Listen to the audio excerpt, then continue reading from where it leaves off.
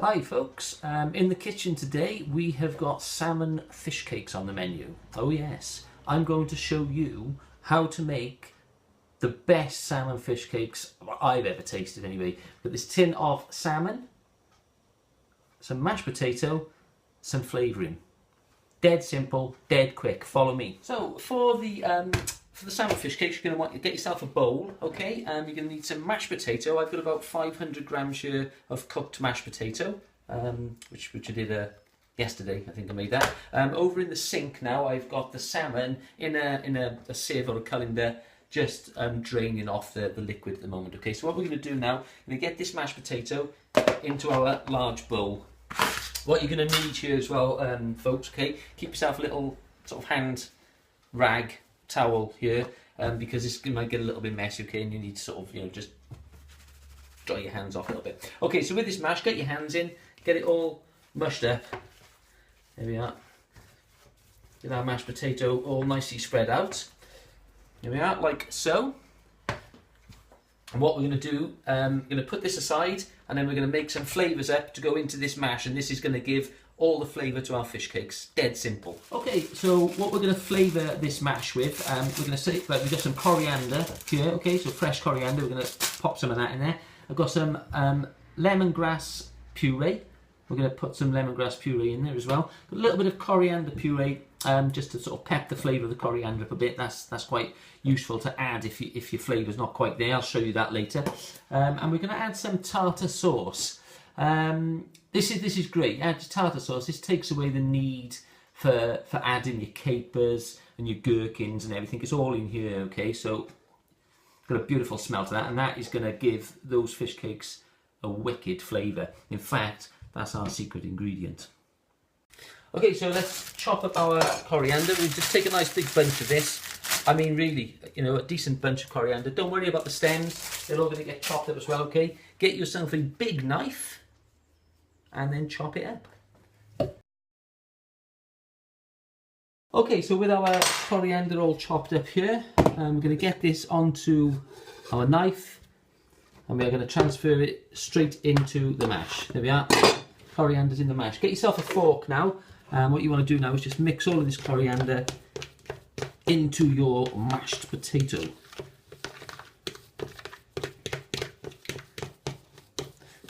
Okay, so once that's, you can give it an extra bit of a mash if you want. Not that mine has any lumps in it, I hope. It probably does. Okay, we'll just get that mashed up now. What we're going to do now, we are going to add our lemongrass. Okay, so we are going to add a teaspoon of lemongrass, a generous teaspoon, albeit, but a teaspoon of this stuff. Okay, so here we are, look, one big old teaspoon of that. There we are, that can go straight in.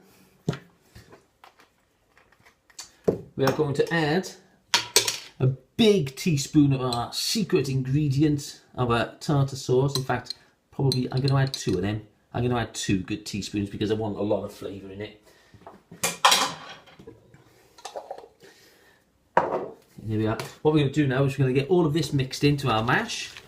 And this is going to produce a pretty spectacular flavour. It's dead simple. I mean, this takes minutes to do, especially if you pre-prepped your mash. Yeah, this is simple to do. To mix this in. This takes minutes, to be honest with you, to get this done. So once all of this is mixed up, we'll move on to the next step and get our salmon sorted out. So we can have a good smell of this now and see what it. You can normally get from the smell of it. You can normally get an idea of the flavour. Yeah, it's got a pretty nice, nice flavour, sort of aroma coming off that now. So there we are. That's our mix. Okay, if you want it stronger, I mean, don't be scared. If you think that doesn't smell strong enough for you, stick some more stuff in it. I mean, we can pop, some coriander, extra coriander paste in. That's where I got it. This stuff is kind of trial and error to a degree.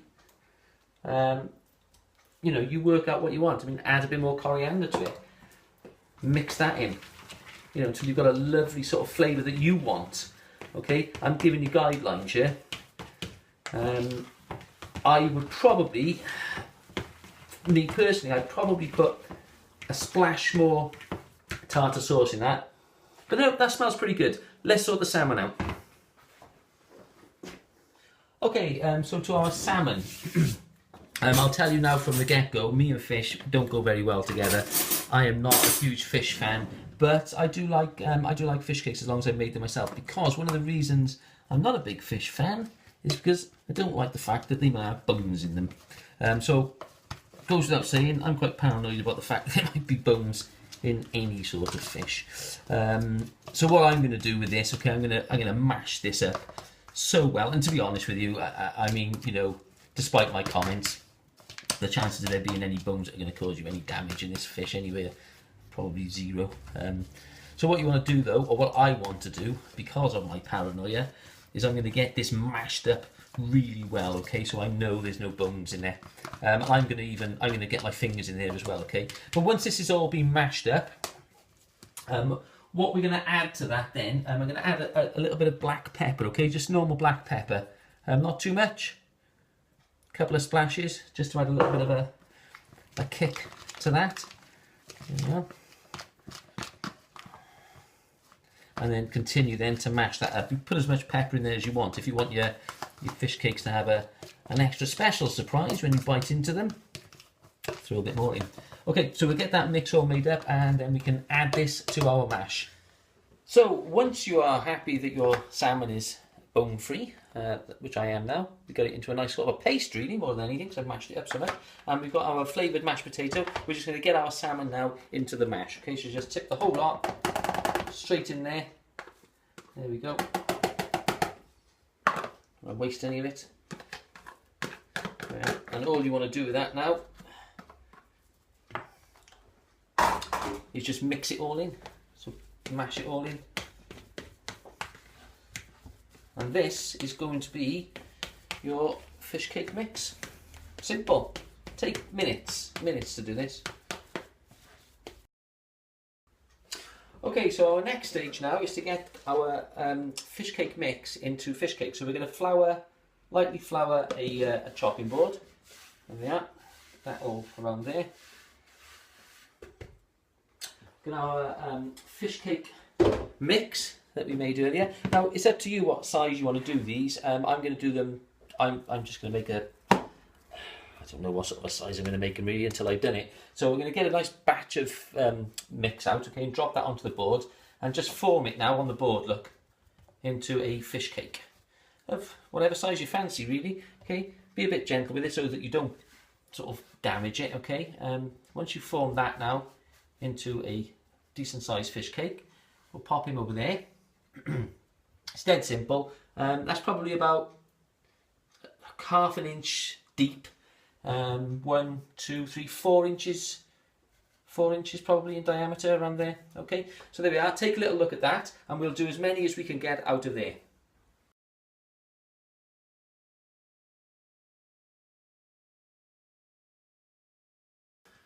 And there we are. Okay, so we've got six decent sized fish cakes out of that. So what we're going to do with these now, these fish cakes are going to have to go onto a sheet of parchment or baking paper, onto a small tray, and then they're going to sit in the fridge to cool right down, to get nice and cold. So what we're going to do with the greaseproof paper, I'm just going to pop a little bit of oil on there as well, okay, just a small amount of olive oil, just to sort of make sure that they don't stick to it.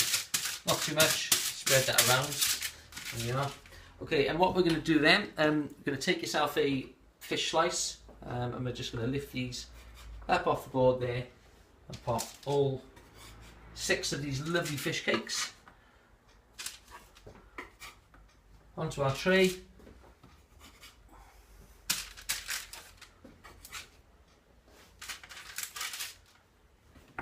And then into the fridge. So while our fish cakes are cooling down in the fridge, what we're going to do next, we're going to make up the breadcrumb mix. Okay, so when we're going to breadcrumb them and pop them into the frying pan. So I'll show you how to make up the breadcrumb mix now while those cakes are cooling down. So what we're going to coat the breadcrumbs in now. Okay, we're going to cook. It's going to be some breadcrumbs which we've got here. Okay, some golden breadcrumbs. Need some flour, plain flour, a couple of eggs, and a splash of milk. Okay, so what we're going to do, we're going to have our one container here, and we're just going to literally fill this with breadcrumbs. Okay, you want at least that much breadcrumbs, probably want some more than that, but that's enough to start with. Okay. In the other bowl, we're going to want some flour into this one. So you're going to need to get yourself a nice similar amount of flour into there, like so. There we are, that's them two. And the last one then, we're going to pop our eggs. Okay, so we have 2 eggs into there. 1, 2 eggs.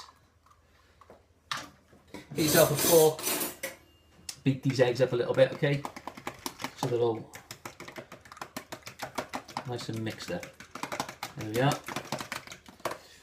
Into the eggs, we'll add a splash of milk. Not too much, only a splash. There we are. And that we are going to use to coat our fish cakes once they're all nice and cooled down. A good idea, an extra idea if you like with this, if you wanted to add a little bit of extra flavour now to the outside of your fish cakes, I quite like to do this, is some dill. I've got some dried dill here, okay? You could use fresh stuff as you like, but I'm going to use some dried dill. Get that into the flour, okay? Good generous amount of dill into that flour is going to add a pretty lovely flavour onto the skins of those fish cakes once they've been fried off.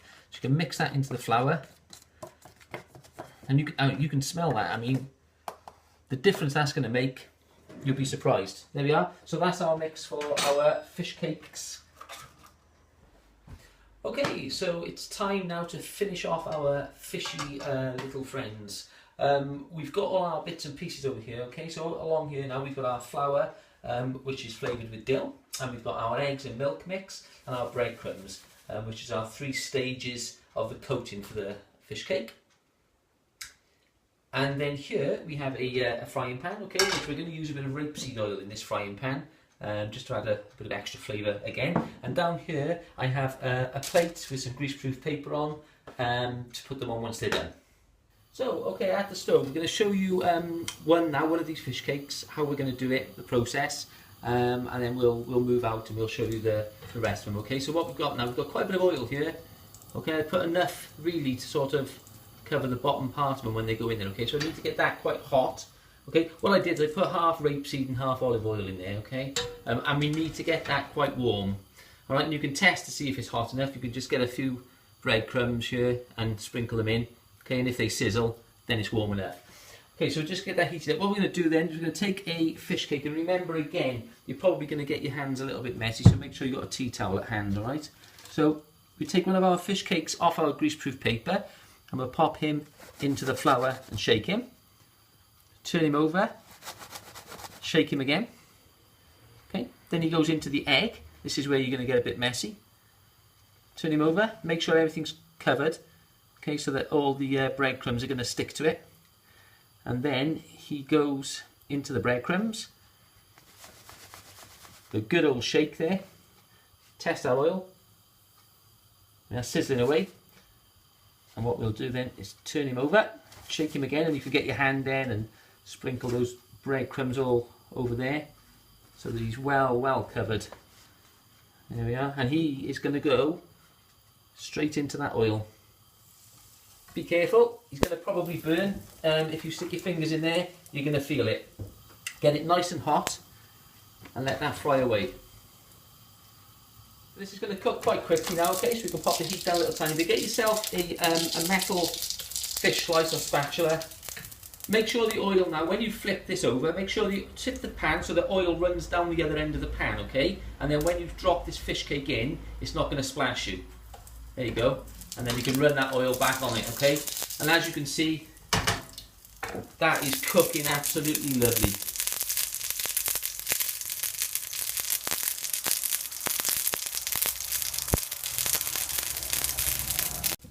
Yeah, so our fish cake has been cooking now, both sides all together, probably for about a minute either side, okay? And as you can see, it has gone lovely colour. So what we'll do now, he can go straight onto that greaseproof parchment there. And then that's it. You can cook the rest of them, okay? And we'll fill this plate up now with all of our fish cakes.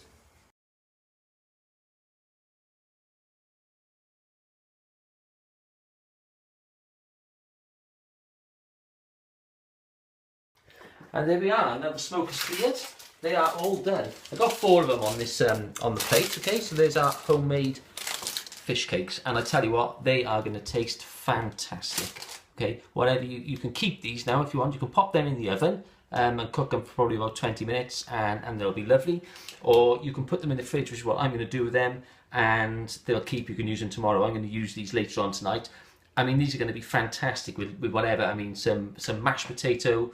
And some parsley sauce, a couple of fish cakes. Wow, these are going to go good. You can't go wrong, okay? So whatever you've cooked these for, whatever reason you may have done these, guys, if you've done these to impress the wife, it's going to work. These are going to be beautiful, okay? And there we are. Take a little look at them.